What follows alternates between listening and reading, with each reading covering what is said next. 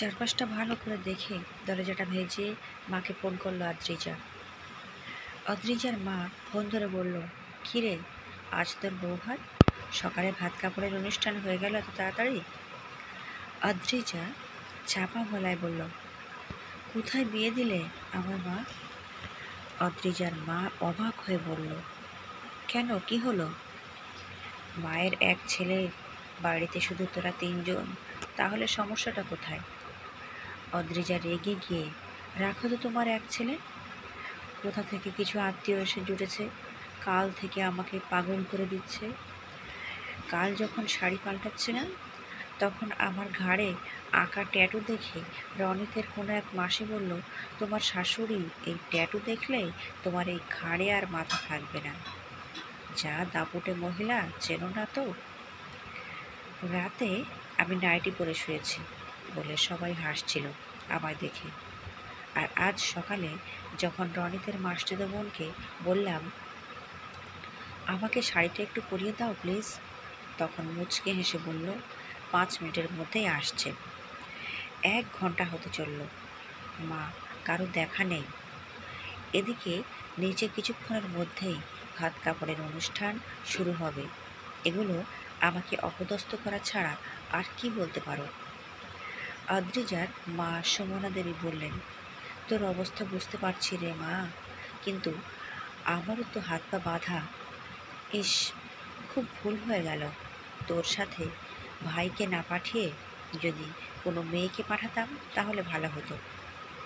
রনিত জানতে পারলে নিশ্চয়ই কোনো একটা ব্যবস্থা করত। অদ্রিজা ঝাঁঝিয়ে উঠে বলল, ঘোড়ার ডিম করত। বাবা যেদিন দেখা করলো প্রথমেই বলল, বিয়ের আগে সংক্রান্ত কোনো পোস্ট সোশ্যাল মিডিয়ায় দেওয়া যাবে না। এতে নাকি ওনার মায়ের ঘোর আপত্তি। একেবারে মাম্মাস বয় যাকে বলে, বুঝেছ মা? এখন আমি গায়ে শাড়ি পেঁচিয়ে বসে থাকি আর কি।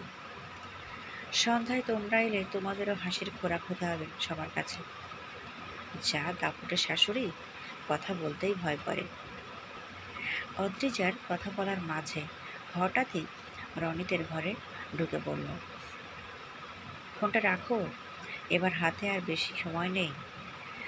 রনিতকে ঘরে ঢুকতে দেখে আদ্রিজা ফোনটা কেটে দিয়ে শাড়িটা ভালো মতো গায়ে জড়িয়ে বলল, কি ব্যাপার, একটা মেয়ে ঘরে শাড়ি পরছে আর এটাও জেনে ঢুকলে কেন?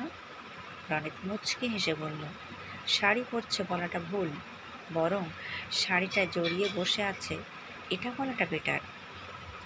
আদ্রিজা রেগে গিয়ে বলল, আমাকে ইনসাল্ট করতে এসেছো তো? রনিত বলল, বয়ে গেছে আমার। নাও এখন উঠে দাঁড়াও, দেখি কুচি ঠিক করতে হবে, আঁচলে প্লিট করতে হবে, অনেক কাজ। আদ্রিজা অবাক হয়ে বলল, তুমি শাড়ি পরাতে পারো নাকি? রনিত অদ্রিজার শাড়ির কুচি ঠিক করতে করতে বলল, কেন না পারার কি আছে? মা যখন অফিস যেত আমি মায়ের কুচি ধরে দিতাম রোজ। রনিতের কথা শুনে আদ্রিজা বাঁকা হেসে বলল, মা জানলে কিন্তু খুব বকবে। রনিত হেসে বলল, ওই যে খানিকক্ষণ আগে তুমি তোমার মাকে বলছিলে না আমি মাম্মাস বয়, ওই জন্যই কিন্তু এখন শাড়ি পরাতে এলাম। আদ্রিজা অবাক হয়ে বলল, কি বলতে চাইছো বলো তো? রনিত আদ্রিজার আঁচল ঠিক করে দিতে দিতে বলল, কাল রাতে তোমার নাইটি পরা নিয়ে যখন সবাই হাসাহাসি করছিল তখনই মা বুঝে গিয়েছিল যে শাড়ি পরা তোমার ঠিক আসে না। এখন তাই মা আমাকে বলল, যা বৌমাকে শাড়িটা পরিয়ে দিয়ে আয়, আমি এদিকটা খেয়াল রাখছি। তোমাকে সবার সামনে অপদস্থ হতে দেওয়ার মতো মহিলা আমার মা নন। এটা ঠিকই যে বিয়ের আগেই বিয়ে করছি বলে সোশ্যাল মিডিয়ায় পোস্ট মা পছন্দ করেন না। মা বলেন, সবাইকে জানানোর আগে নিজেরা নিজেদের ভালো করে জানো। আমিও এটা বিশ্বাস করি যে ছবির লাইক কমেন্টের গ্রন্থির উপর সম্পর্কের গভীরতা নির্ভর করে না। অদ্রিজা অবাক হয়ে রনিতের কথাগুলো শুনছিল। রনিত বলল, হ্যাঁ এটা ঠিকই বলেছ যে আমি মায়ের সব কথা শুনি। বাবা চলে যাওয়ার পর থেকে মা আমার কাছে সব, কিন্তু তাই বলে মা ছাড়া বউয়ের কষ্ট বুঝবো না এরকম শিক্ষা আমাকে মা দেননি। নাও তোমার শাড়ি পরানো কমপ্লিট, এবার চটপট নিচে চলে এসো, ভাত কাপড়ের অনুষ্ঠান শুরু হবে। এবার অদ্রিজা রনিতের হাতটা টেনে ধরে বলল, ভাত কাপড়ের দায়িত্ব নেওয়ার আগেই যে আমার পাশে থাকার দায়িত্ব নিয়ে ফেলেছ মশাই।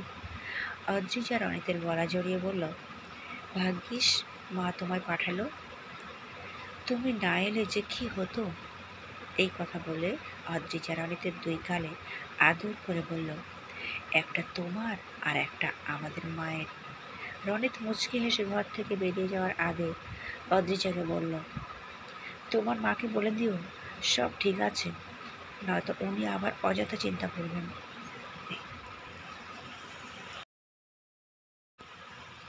ভিডিওটি ভালো লাগলে লাইক করবেন আর চ্যানেলটিকে সাবস্ক্রাইব করে পাশে থাকবেন।